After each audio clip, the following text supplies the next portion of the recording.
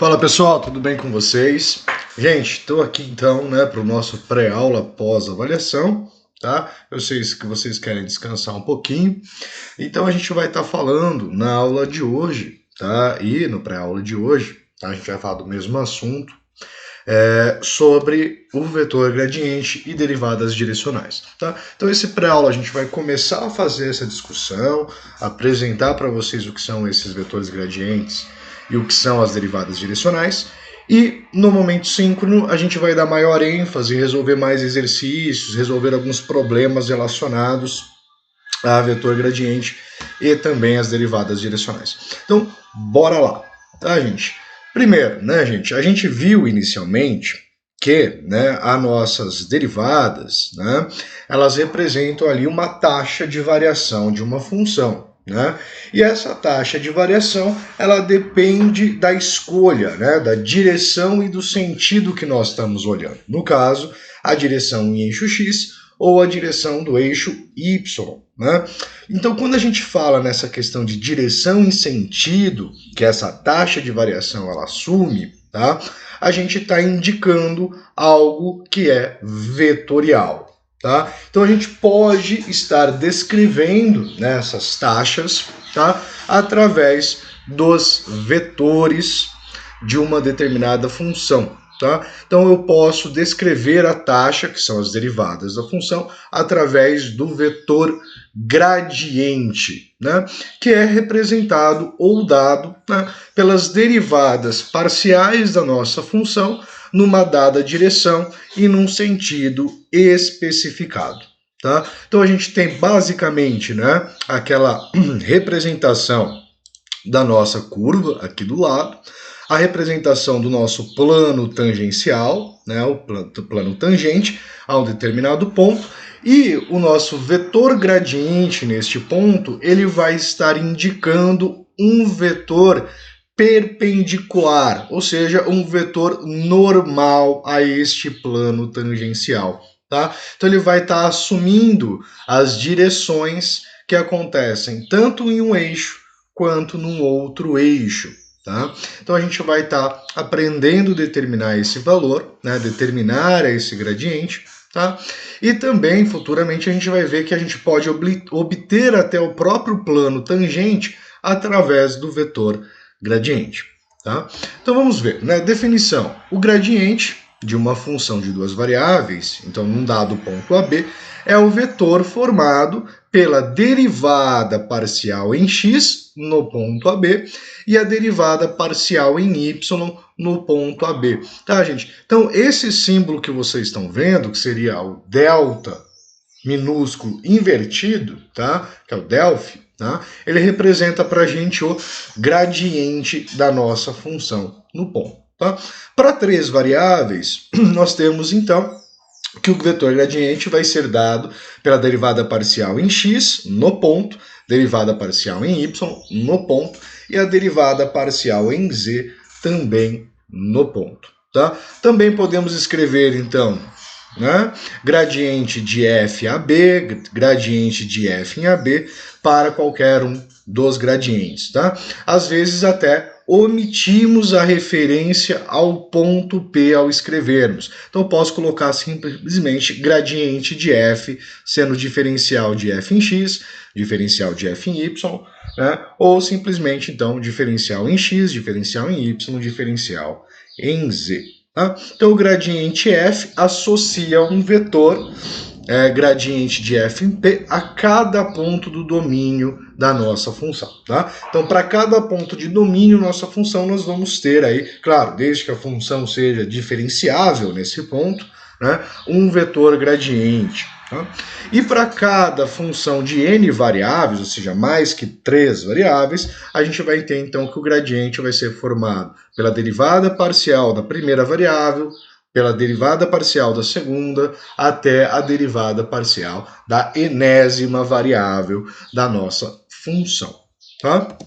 Então vamos aqui fazer alguns exemplos, gente? Então eu quero obter o gradiente de f, da nossa função no ponto 1, 1. Então, primeiramente, Quem vai ser as derivadas parciais? Né? Então vamos fazer a nossa f de x. Derivada em x nesta função que é simples, ela é 2x. E a derivada em y, ela vai ser então 2x. Tá? Então, com essas duas derivadas, eu posso obter que o gradiente da minha função ele é denotado pelo vetor 2x, 2y. Tá? Então, através do sistema de coordenadas.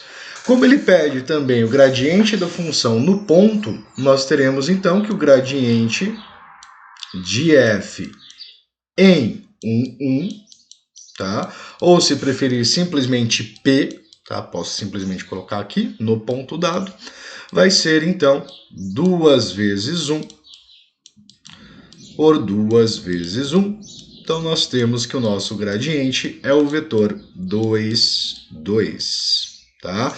Então ele está dando a direção e o sentido em que ocorre essa taxa de variação. Tá? Então vetor gradiente. Tá? Mais um exemplo. Calcule o gradiente da função no ponto 3, menos 2 e 4, sendo a nossa f de x, y, z igual a z elevado a 2x mais 3y, tá? Então vamos calcular aqui as derivadas parciais. Derivada em x, certo? Derivada em x a gente vai ter z vezes e elevado a 2x mais 3y vezes a derivada do 2x mais 3y, que neste caso é 2. Ou seja, a nossa derivada em x é 2e vezes z elevado a 2x mais 3y. Tá? A nossa derivada em y, ela vai ser dada então por z vezes e elevado a 2x mais 3y, vezes a derivada dessa parte superior no nosso expoente, então que é 3. Então nós teremos 3 vezes z vezes e elevado a 2x mais 3y. Tá? E a nossa derivada parcial em z, ela vai ser dada por e elevado a 2x mais 3y. Tá? Agora, eu preciso calcular isto no ponto dado. Tá? Então, eu posso escrever o gradiente. Tá? Então, o gradiente da nossa função ele vai ser definido por essa expressão, 2e e elevado a 2x mais 3y, vírgula, 3e vezes e elevado a 2x mais 3y, vírgula, a terceira coordenada do nosso vetor vai ser e elevado a 2x mais 3y. Tá? Então esse é o vetor gradiente. O vetor gradiente no ponto, ou seja, o gradiente de f no ponto 3, menos 1, menos 2, desculpem, e 4, então ele vai ser dado por 2 vezes 4 vezes z elevado a 2 vezes 3 mais 6, opa, 6 não, né? 3, na verdade, 3 vezes menos 2, 3 vezes menos 2, vírgula, 3 vezes 4, vezes z elevado a 3 vezes x, 2 vezes 3, mais 3 vezes menos 2, vírgula, e elevado a 2 vezes 3, mais 3 vezes menos 2. E isso vai resultar para a gente no seguinte vetor. Né? 2 vezes 3, 6. Menos 6 vai zerar, e elevado a 0 é 1. Então, nós temos que a nossa primeira coordenada do nosso vetor é 8. Tá? A nossa segunda coordenada aqui vai repetir, então vai ser 12. E a nossa terceira coordenada, ela vai ser, então, 1. Tá, gente? Eu usei aqui a forma de matriz linha para representar esse vetor, mas a gente poderia também, tá, estar representando o vetor gradiente utilizando a forma algébrica, né? O que é aquela forma algébrica que vocês viram em geometria analítica vetorial, né? Poderia estar representando por 8i, né, que é a quantidade de versores no eixo x, mais 12j, que é a quantidade de vetores em j, mais 1k, que é a quantidade de versores que eu tenho no eixo z. Tá? Então a gente teria também essa possível representação para o vetor gradiente. O mesmo aconteceria nesse caso. Tá? Eu também poderia estar representando, então, o vetor gradiente no ponto 1 como sendo 2i mais 2j. Tá? Então também poderia usar essa representação para o vetor gradiente. Tá? Assim como eu também poderia usar uma matriz coluna, que seria o mesmo significado. Tá? Gente, propriedades dos nossos gradientes, né? Ou seja, quando eu tenho um gradiente de duas funções, né? Então, se a nossa função x, y, z e a nossa função g de x, y, z forem diferenciáveis, né? E c for uma constante, então a gente tem as seguintes relações, né? O diferencial de f mais g, ou seja, o nosso gradiente da soma de duas funções, é igual à soma dos gradientes. Então eu posso, né, se eu tenho várias funções sendo somadas, eu posso fazer o gradiente de cada uma delas e somar, que eu vou estar obtendo o gradiente dessa soma. Tá? Se eu tenho o gradiente de uma constante vezes a minha função, eu posso fazer então a constante vezes o valor do gradiente da minha função. Tá?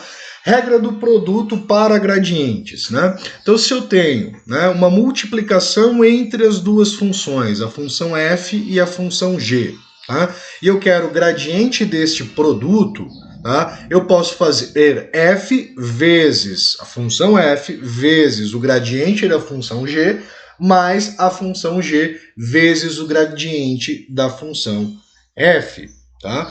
E a regra da cadeia para gradientes.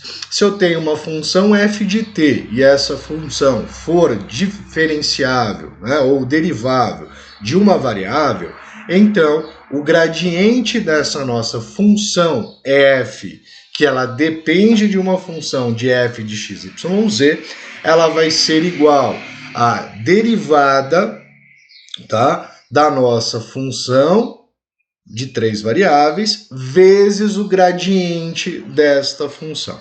Tá? Então note que o comportamento do gradiente da minha função é o mesmo comportamento de uma derivada, já que ele é obtido pelo mesmo princípio. Tá? Então vamos ver aqui um exemplo da regra da cadeia para gradientes. Tá? Então encontre o gradiente de g, x, y, z igual a x ao quadrado mais y ao quadrado mais z ao quadrado elevado à oitava, tá? Então, gente, é o mesmo processo que a gente vai estar seguindo, tá? A gente tem uma função f, tá? Que é essa função que está dentro do nosso parênteses elevado à oitava, tá? Então, o gradiente desta função g pode ser dado, tá, pela derivada desta função. Qual é a derivada dela? Regra da cadeia. Caiu 8, faço a derivada, 8 vezes x ao quadrado mais y ao quadrado mais z ao quadrado elevado à sétima. Tá? Então note que eu fiz a derivada dessa função, tá? Vezes, né, agora a derivada, ou melhor, vezes o gradiente de f. Deixa eu colocar aqui, né? Vezes o gradiente de f, ou seja, o gradiente dessa função. Quem é o gradiente desta função? Né? Então o gradiente de g vai ser igual a 8 vezes x ao quadrado mais y ao quadrado mais z ao quadrado elevado à sétima, vezes, então, o gradiente de f. O que é o gradiente de f? São as derivadas parciais. Então, a derivada parcial em x ela é 2x, a derivada parcial em y é 2y, e a derivada parcial em z é 2z. Tá? Então, aqui eu tenho o gradiente da minha função g pela regra da cadeia. Note que, claro, né, esse cara que está aqui multiplicando, essa expressão, ela multiplicaria todos os termos do nosso vetor. Mas a gente pode colocá-lo ou deixá-lo em evidência, já que ele multiplica todos estes termos. Tá? Pessoal, no próximo vídeo a gente vai estar falando de derivadas direcionais, tá? Nesse eu fico por aqui, aguardo vocês no próximo. Grande abraço e até daqui a pouco.